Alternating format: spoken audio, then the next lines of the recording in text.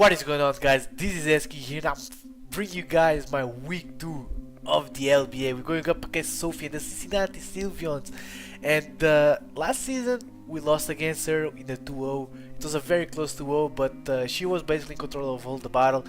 But for this season I'm feeling much more confident, so I also have a better team in my hands than last season, so let's see how this goes. She's bringing her Mega Ampharos, her Sneasel, Heatran, Snorlax, Tornado Starion, and her Suicune. Out of these 6, I really expected Heatran. It was 100% a given. It's the only thing on her team that stops my Mega Gardevoir, and the Tornado Starion was also a big possibility for her to bring. At least I expected her to bring. I wasn't really expecting Snorlax, to be honest, but Curslax can actually do some work on my team. I do have a Jellicent with Taunt for that though, and she also has the Suicune. When I saw Suicune, I was really expecting Calm Mind 3 attack Suicune or a Tailwind Life Form Suicune, so that was my thoughts about it. Sneasel, it does well against my team, and the Mega Ampharos is her Mega, so it's actually a good Mega, and she's proving to know how to use it. As for me, I'm bringing Final Gambit Victini. As you guys can see on her team, I'm also bringing my Mega Gardevoir, but on her team, Heatran is the only thing that stops my Mega Gardevoir from just firing off Side Shocks and Hyper Voices as much as she wants. So Final Gambit is there to straight out take this Heatran out, and that was the main reason why I put Final Gambit on Victini. I also have my Ferrothorn, Spice Lychee, Lucario. This time I'm bringing a Swords Dance Lucario, because looking at her overall team, I felt that Swords Dance would be the better option, but kind of regretting it now. She's bringing also, I'm bringing my Jellicent, Bob the Jellicent, and we're bringing Zoe, our Donphan, Expert Belt Donphan, with a lot with max attack and I think 220 Evising speed, top speed, and non-speed Heatran, and I think the rest in the HP, which is 36 or something like that. So let's just get into the battle. As you guys see, I'm gonna lead my Victini. She's gonna lead with her Suicune. I was actually expecting her to lead with the Heatran, because I was thinking that she'd bring a more physical defensive Heatran to deal better with the likes of my Gardevoir or Victini, because I could pack Focus Blast on it, but that is actually not the case. So she's gonna play with her Suicune. I don't have enough speed to outspeed the Suicune with the max speed, so I'm not gonna say it. I'm gonna go straight out into my Jellicent that she does go for the Scald.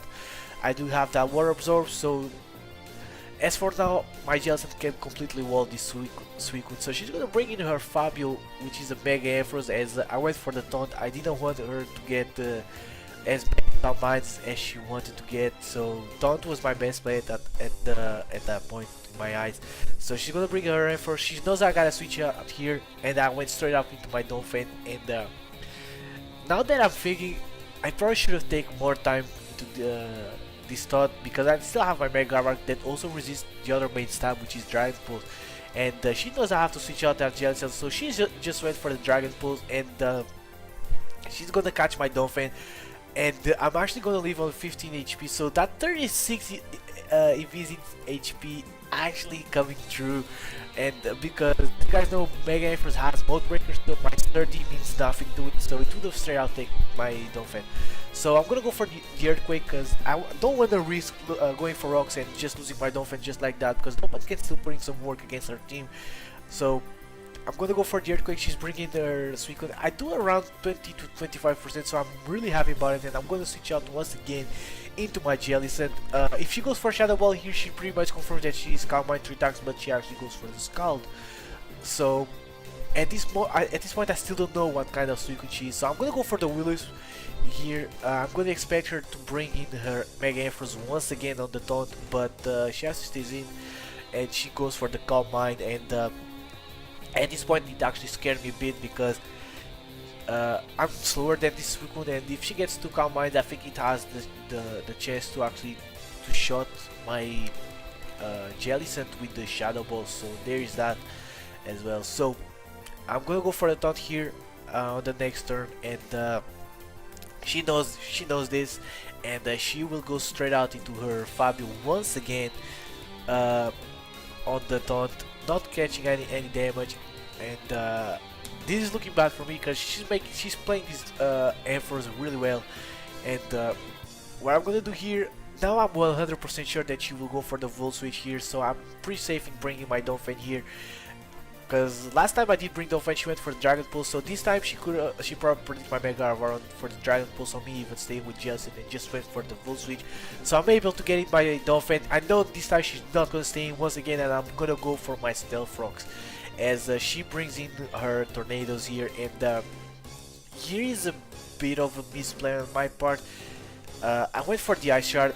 It does a lot of damage. I'm expert belt as I said, but I probably should switch out into Jellicent here or my Ferrothorn, but I didn't want to catch the, also knockoff, so I just let my Donphan go down here. And I think that Arshidal was misplayed because she will just go for a U-turn and she will gain all that health back, and my Donphan will be down. So she's gonna bring in her E-turn here, and I'm gonna bring my Victini.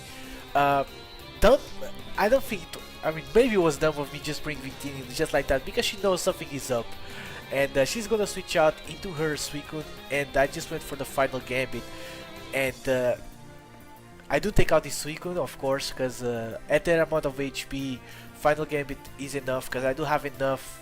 I think I have I think it's, I want to say 118 HP, which is equivalent to the same of max HP Heatran. So Suicune goes down, and after the battle I learned that it was actually just a normal Crocoon, so it kind of felt me made me feel bad wasting a final game on that Suicune because Jellicent completely walls that Suicune.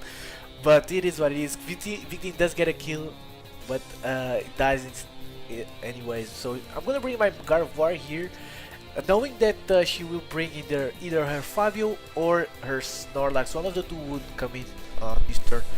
But she brings my Mega Fabio. Alright, Mega Fabio, yeah. And I'm just gonna go for the HP ground, predicting the Heatran, because Heatran, as I said, is the only thing stopping my Mega, but she actually makes the middle ground switch and goes into her Eric Nice, which is the Snorlax. Nice nickname though, props on that, 10 out of 10. And she's just, this Snorlax is just gonna eat this HP ground like it was nothing.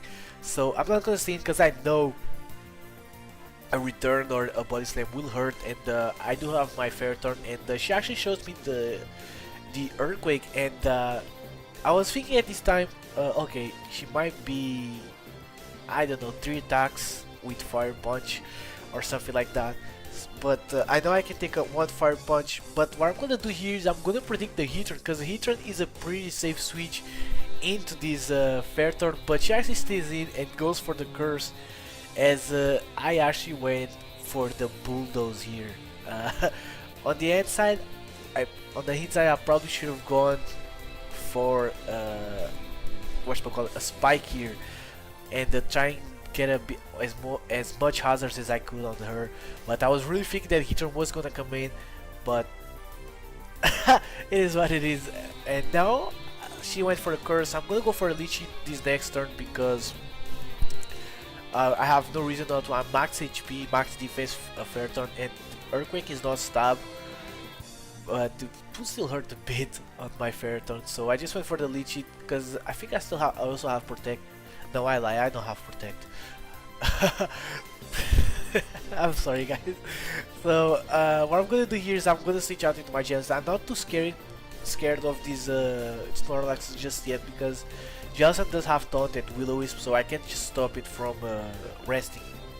And turns out that this Snorlax is actually a Curselax, but with Earthquake over Body Slam or Return. So there's that. Had I brought my Staraptor, it would be a complete wall to this monster. So yeah. So she goes for a third Curse here, and now I'm pretty safe that I can go for a Will-O-Wisp, then Taunt it, then just recover stall it. Because I also have quite the defense investment on this Jellicent, and I also have the Lychee. So she's gonna switch out here, and she's gonna bring in I think it's a Mega Enforce here. Yeah, she does bring in Fabio, as I did go for my Will-O-Wisp here, and Jellicent is just doing a lot of work against her team, which I'm really enjoying because Jellicent turned out to be a nice pickup actually.